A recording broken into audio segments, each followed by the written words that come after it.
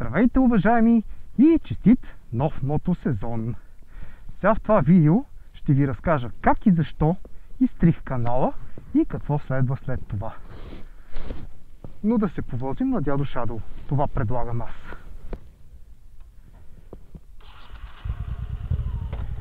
Днес съм си избрал един хубав маршрут.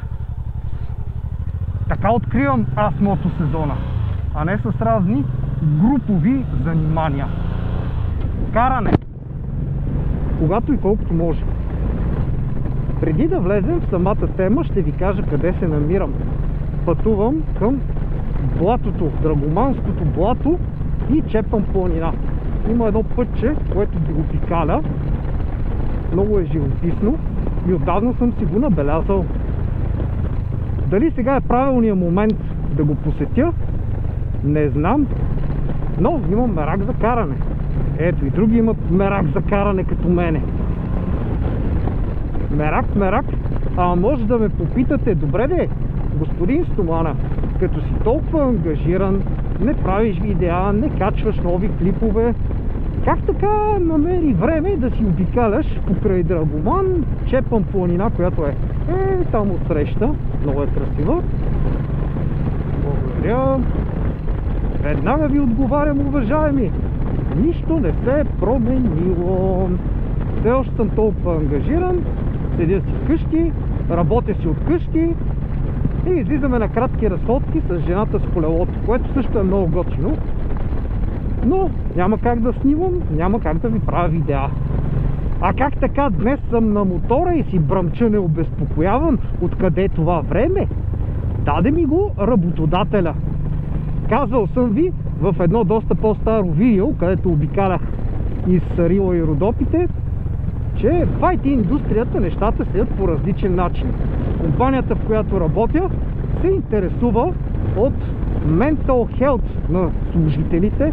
Знаят, че тая работа с седенето в къщи, хоум офис, пандемии и глупости не е здравословна. И въпреки че разпускат мерките, компанията е решила всеки месец да дава по половин ден за каквото искате.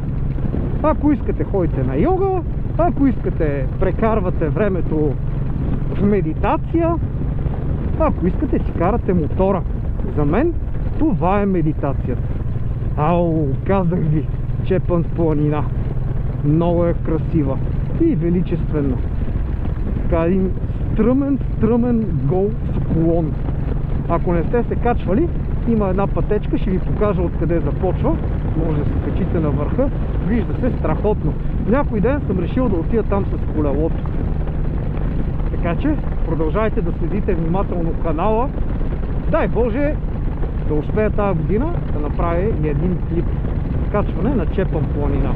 Е така, като този ще дойда и ще се кача горе. А ето тук има едно местенце да спрете, и ако искате да посетите Драгоманското блато, като тези хора тук. Аз ще спра, не защото ще го посетя, а защото батерията на тази камера е почти свършила. Не съобразих да я заредя. А как ще спасим на там нещата? Ето с това кабелче. Малко е дългичко и ще трябва да го увия тук някакси. Тази камерка я купих на място на GoPro Hero 5. Това е GoPro Hero 7 Black. Продадох 5 на сравнително добра цена точно преди Коледа и си купих 7 точно след Коледа, когато много хора бяха получили за подарък Hero 8, Hero 9 и пазара на камери се наводни с такива втора употреба. Хитро, изчезваме.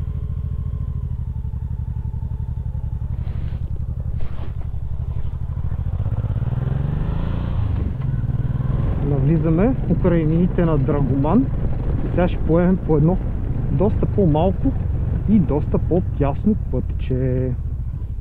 Да видим. Добре, ти си с предимство, разбира се. Полиция. Вау! Казах вау, защото съм забравил да си взема документите на мотора. Толкова бързо тръгнах, че... Какво кяфаш, бе, псе?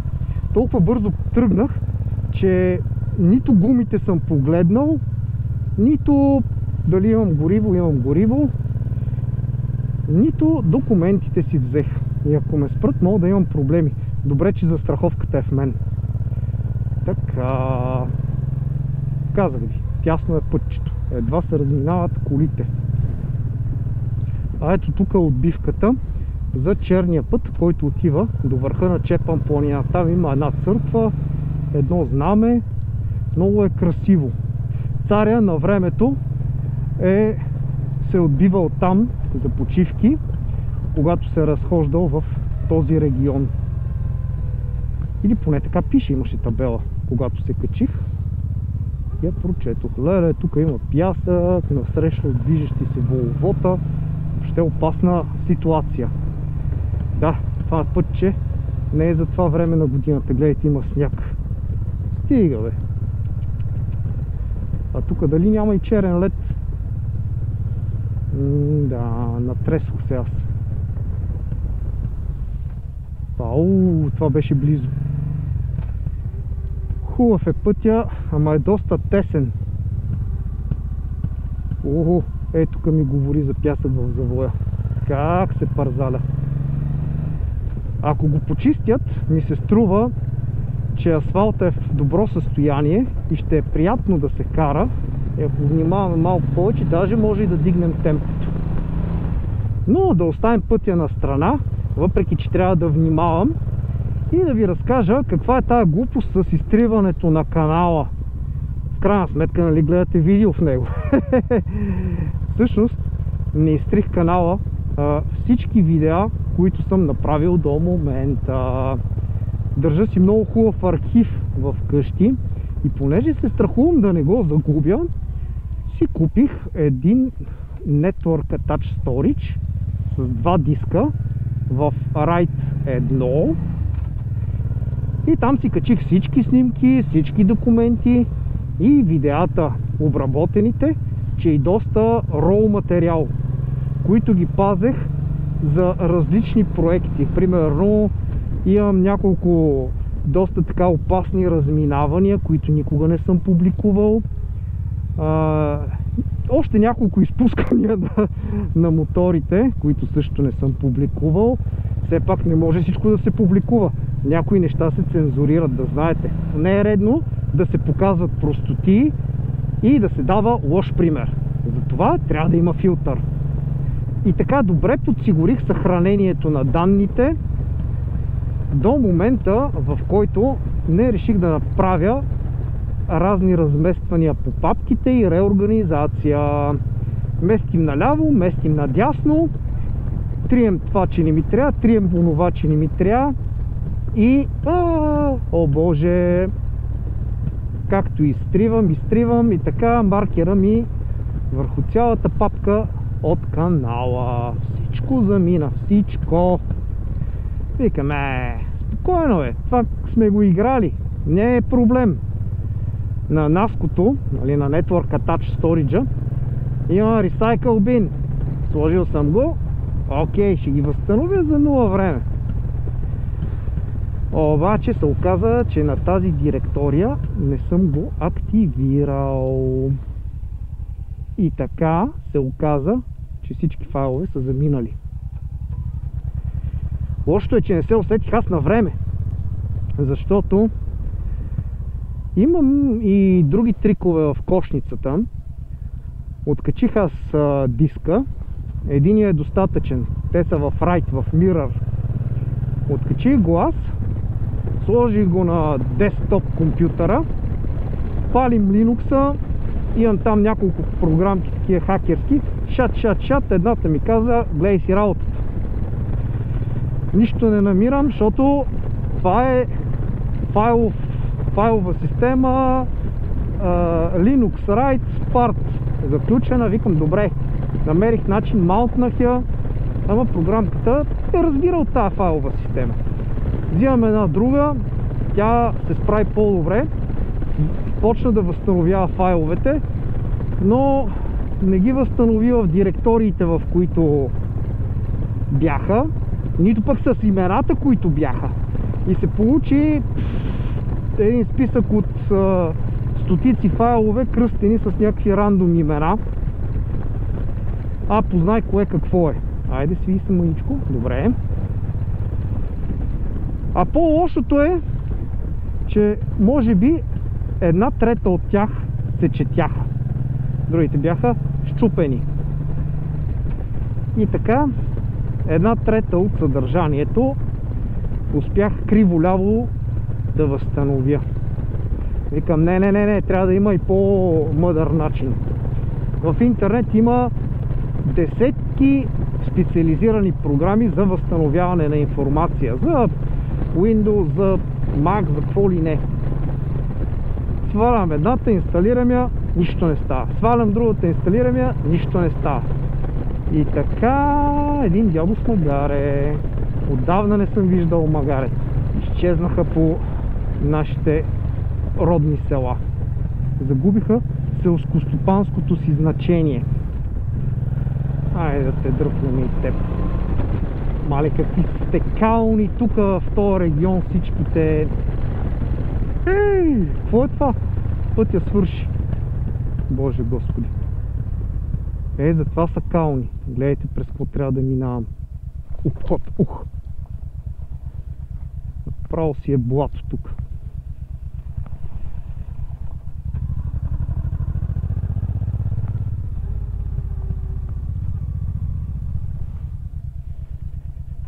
Още един обход.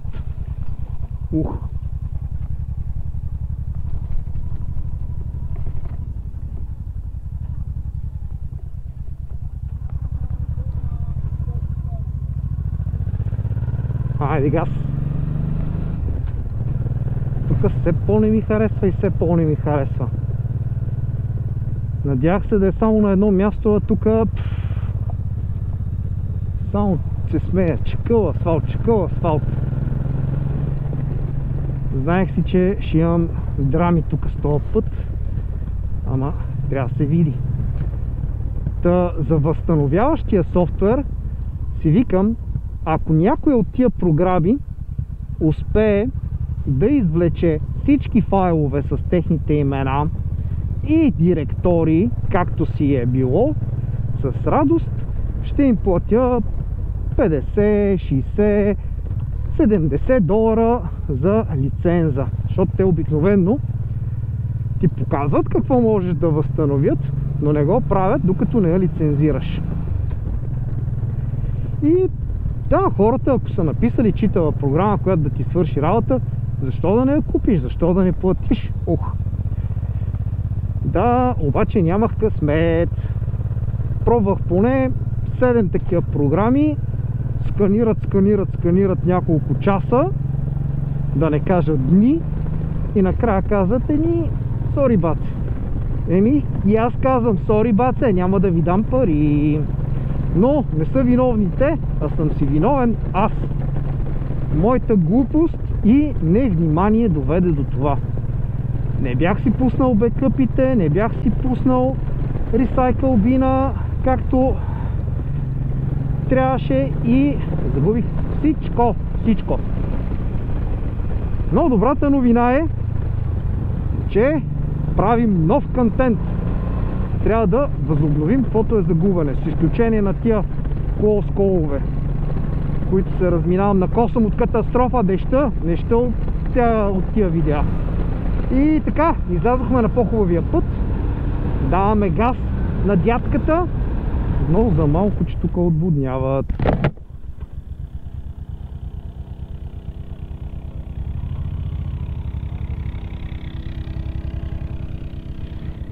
Лек ден! Ще се притесни да не мина с бясна скорост през тръбата и да я разпускам. Яко ремонти, яко. Ама ще стане още по-хубаво, де. Добре дошли в Годеч. Точно насам бяхме тръгнали.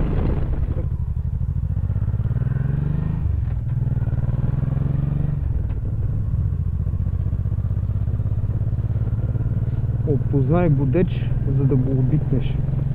Това е пусто някакси такова. Няма никой по улиците. Къде са хората, бе? Ето ги.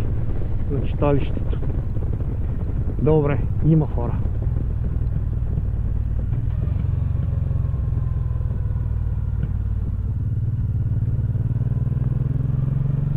И така с кеф напускам Годеч и поемам наобратно.